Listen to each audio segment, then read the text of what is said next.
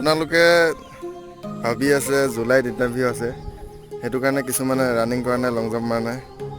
সেনেকুৱা নকৰিব, এতিয়াৰ পৰা প্ৰেক্টিচ কৰি থাকক, নহ'লে আপোনালোকৰ লং জাম্প নাহিব। এয়া মাৰিছে, চাই খোলো আমাৰ ল'ৰাই বঢ়িয়া মাৰিছে, আৰু এজনে মাৰিব। আমি প্ৰায় 2-3 মাহৰ মূৰত মাৰিছোঁ লং জাম্প।